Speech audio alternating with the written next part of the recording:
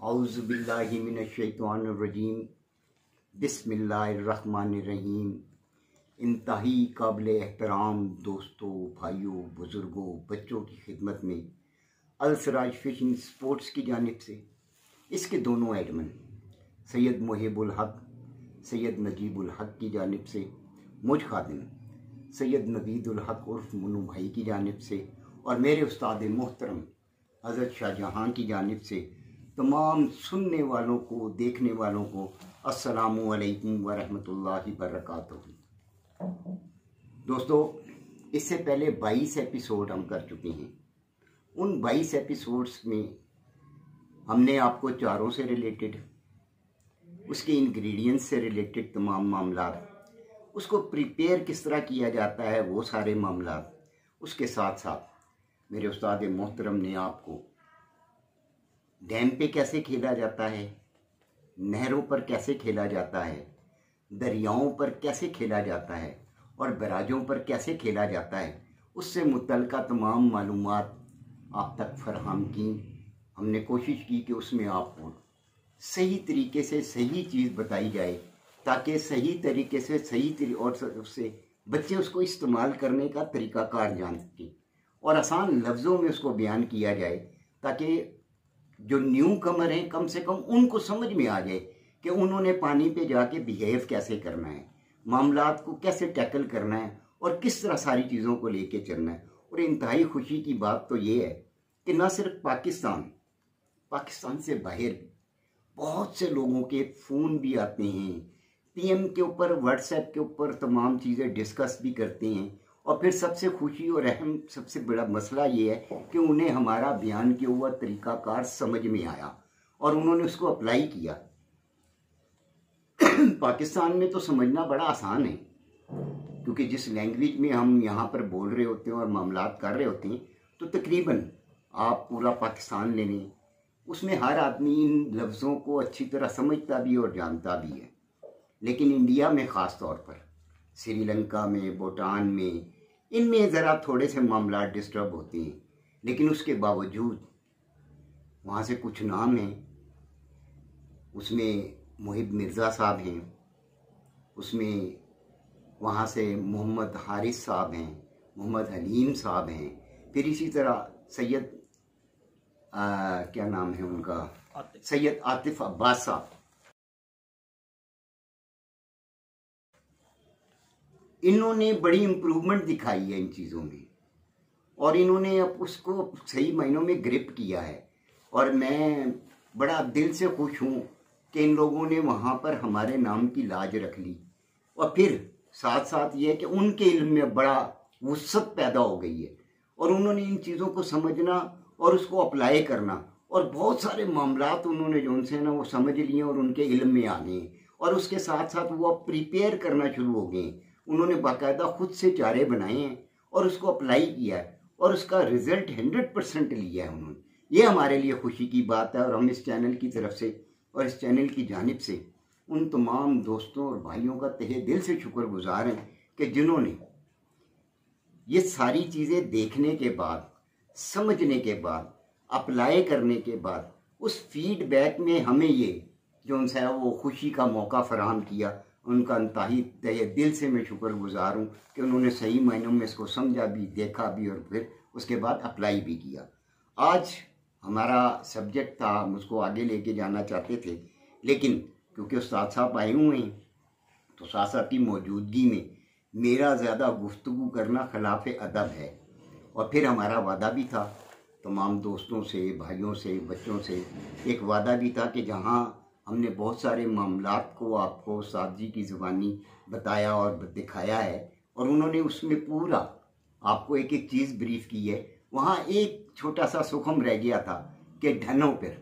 अब ढन हम यहाँ पाकिस्तान में तो हम समझते हैं कि ढन किसको कहते हैं, बाहर इंडिया में या बाकी जगहों पे पता नहीं ढन को किस तरह लें उस लफ्ज़ को। तो उसकी थोड़ी सी तशरीह करूँगा कि जब दरिया चढ़ते हैं और सैलाब आते हैं, पानी आता है, उस दौरान जब वो ओवरफ्लो होता है और पानी बाहर निकल जाता है तो दरियाओं के साथ साथ बहुत से इलाके होते हैं जो बहुत गहरे होते हैं, जिन्हें हम डूमे भी बोलते हैं। उसमें पानी ठहर जाता है, मछली ठहर जाती है और उसमें वो पानी फिर मुद्दतों तक खड़ा रहता है, बारिशों का पानी भी उसमें शामिल होता रहता है। उसी में मछली भी परवरिश पाती रहती है, जो आई भी होती है वो रुक जाती है, और फिर उसका अपना एक शिकार खेलने का उन ढनों के ऊपर अंदाज है, तरीकाकार है, वो कैसे खेला जाता है, वो इंशाल्लाह आपको आज उस तरफ हमने ले जाना है और वही चीज़ें आपको समझानी है।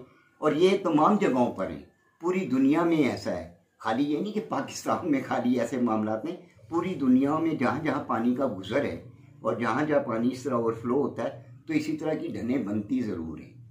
मैं अब ज़्यादा हाइल नहीं हूँगा, मैं मुल्तमिस हूँ अपने उस्ताद मोहतरम शाहजहां साहब की तरफ आपको लेके जाना चाहता हूँ, और हिंदी की ज़बानी ये सुनेंगे कि कैसे ढनों पे शिकार खेला जाता है और कैसे मामलात किए जाते हैं। तो उस्ताद मोहतरम जनाब शाहजहां साहब। नहमदुहु व नसल्ली अला रसूलिहिल करीम, अम्मा बाद, अऊज़ु बिल्लाहि मिनश शैतानिर रजीम, बिस्मिल्लाहिर रहमानिर रहीम। मोहतरम दोस्तों, भाइयों, बुजुर्गों, तमाम साथियों को मेरा सलाम पहुँचे। मुन्नू भाई की मुसलसल काविशों से उम्मीद है कि आप लोग इस काम की सही असल रूह तक पहुँचे होंगे, और ये इनकी बहुत बड़ी कंट्रीब्यूशन है कि बेशुमार हमारे दोस्त एंगलर्स पाकिस्तान से बाहर अमूमन अंधेरों में ही रहते हैं और उन्हें नहीं पता होता कि भी शिकार कैसे खेला जाता है। बहरहाल आपको पिछले एपिसोड्स में हमने दरिया, नहरों पे, डैमों पे शिकार खेलने के तरीके बताए थे। आज आपको हम ढनों के मुतालिक बताएंगे। अब ढन के लिए मुख्तलिफ अल्फाज यूज़ किए जाते हैं, कहीं पे टोया कहा जाता है, कि कहीं पे ढन कहा जाता है, कहीं पे सेम कहा जाता है। हमारे पाकिस्तान में भी बेशुमार ऐसी जगह हैं जहाँ पे दरिया जब रवानी में होते हैं तो वो पानी जब छोड़ जाते हैं तो कुछ खड्डे बने हुए होते हैं, उसमें पानी जमा हो जाता है और बहुत अच्छी वो शिकारगाहें साबित होती हैं, मगर ज़रूरत इस अमर की है कि उसको समझा जाए। अमूमन जो ढनें होती हैं वो दरियाओं की साइड पे ही ज़्यादा मौजूद होती हैं।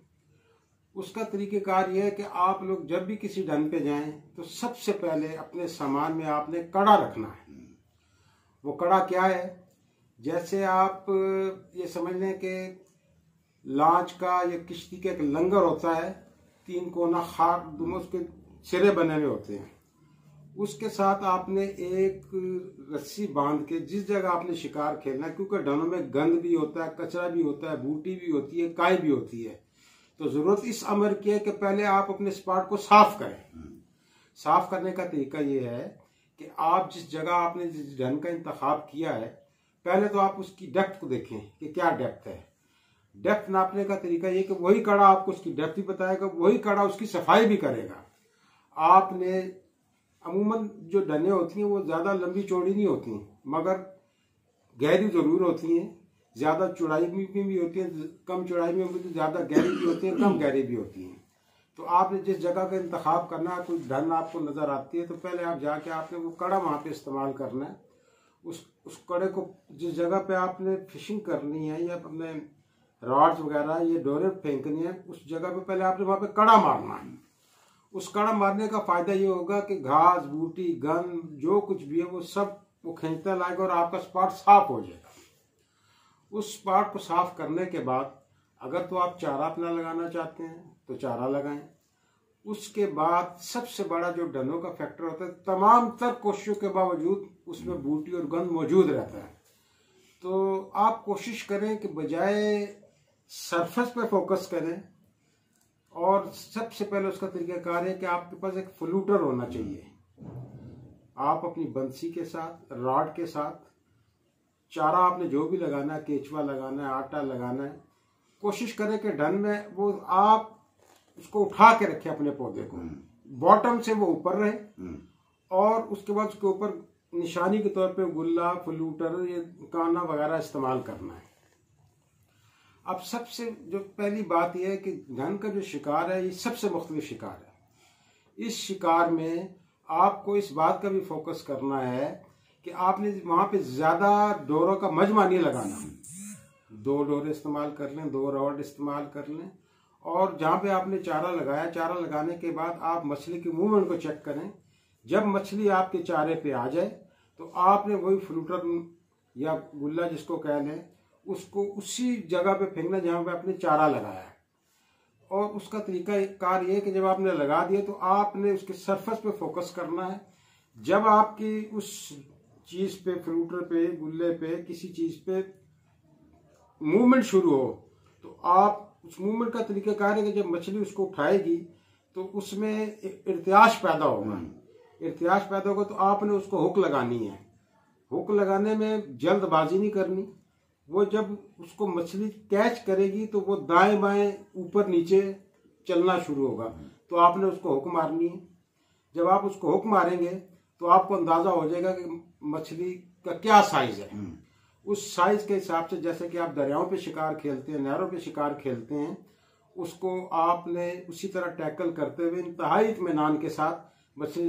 एक बात याद रहे, डन में जब आपको शिकार शुरू होगा तो उसकी क्वांटिटी दरियाओं और नहरों की निस्बत ज्यादा होगी, और उसमें आपने कोशिश करनी है कि उस चीज पे फोकस रखें कि ज्यादा से ज्यादा कैचेस करने की कोशिश करनी है। और उसमें आपको हर तरह की मछली मिलने का इम्कान है। मली भी है, सिंघाड़ा भी है, सोल भी है, रोहू भी है, नारायण भी है। तो सबसे दिलचस्प शिकार ढन का शिकार होता है। अमूमन लोग इस ढन पे एक लिंक का भी इस्तेमाल करते हैं, और एक होती है गुड़बंसी, जिसमें कि आप चिलवा लगा के उस चिलवे को आपने पानी में किनारे पे फेंकना है। अगर आप चिलवे का शिकार खेलना चाहते हैं तो वो आपने बॉटम में नहीं फेंकना, उसको किनारे पे लगा के चिलवे को इस हिसाब से पानी में छोड़ना है कि उसका कुछ हिस्सा पानी की सरफेस पे, ताकि वो आपका चिलवा या जो भी बेट है वो हिलजुल पैदा करे। तो उसमें ज्यादा आपको चांस है सोल का, मली का, सिंघाड़े का। ये तो हुआ इनका। और जो दूसरी मछली है, रोहू, नारायण वगैरह, वो उसी तरीके कार के साथ जैसे आप पहले शिकार खेलते हैं आप शिकार करें, और इंशाल्लाह उम्मीद है कि आप अच्छे कैचेस करेंगे, और इंशाल्लाह नेक्स्ट टाइम आपको इसके मुताबिक डिटेल से बताएंगे। शुक्रिया जी दोस्तों, अल्लाह पाक आप तमाम दोस्तों को खुशो खुरम रखे और अपनी हिफ्ज़-ओ-मान में रखे परवरदिगार। मुझे उम्मीद है कि उस्ताद जी की तमाम चीज़ें समझाने पर आपकी समझ में बहुत सारी चीज़ें आ गई होंगी, और बहुत से दोस्त, बहुत से साथी जो ढन को सही तरीके से इस्तेमाल नहीं कर रहे थे और इस्तेमाल करना नहीं जानते थे, उनको कम से कम ये एक हिस्सा आ गई होगी कि ढन के ऊपर बिहेव कैसे करना है। और ख़ास तौर पर बहुत सारे दोस्तों के बहुत सारे सवालात आते हैं। अभी बड़ा क्लियरली उस्ताद जी ने फरमा दिया कि जब आप ढन पर जाएंगे तो आपके पास फ्लूटर उसका होना बहुत ज़रूरी है, क्योंकि ढनों की गहराई, ढन कहलाती ही गहराई वाली जगह है। अब ढनों की गहराई के अंदर बेट्स का इस्तेमाल, उसका प्रॉपर आपको वे बताया उन्होंने कि आपने कैसे करना है। और लाइव बेट ख़ास तौर पर जिसमें बच्चा है, चिलवा है, लुडिया है, उसका इस्तेमाल आपने कैसे करना है वो भी आपको प्रॉपरली बता दिया। उम्मीद करता हूँ कि तमाम चीज़ें, और इंशाल्लाह अल्लाह पाक ने ज़िंदगी दी, सेहत दी, सांसें चलती रहीं। नेक्स्ट एपिसोड के अंदर जिस वक्त हम बैठेंगे इकट्ठे तो फिर इंशाल्लाह मज़ीद तफसील के साथ आपको इसके ऊपर बताया जाएगा कि क्या क्या मामलात मज़ीद फर्दर आपने करने हैं। अल्लाह पाक आप तमाम दोस्तों को खुशो खुरम रखे, अपनी हिफ्ज़-ओ-मान में रखे। आखिर में वही बात फिर चलते चलते कहूँगा कि आपने फीडबैक लाजमी देना है। आपके फीडबैक की वजह से हमारे सारे मामला चलते हैं। अल्लाह पाक तमाम दोस्तों को खुशो खुरम रखे, अपनी हिफ्ज़-ओ-मान में रखे। नेक्स्ट एपिसोड में मिलते हैं तमाम को, और उसमें तमाम मामलात आपसे डिस्कस भी करते हैं, तफसील के साथ डिस्कस करेंगे। अस्सलामु अलैकुम व रहमतुल्लाहि व बरकातहू।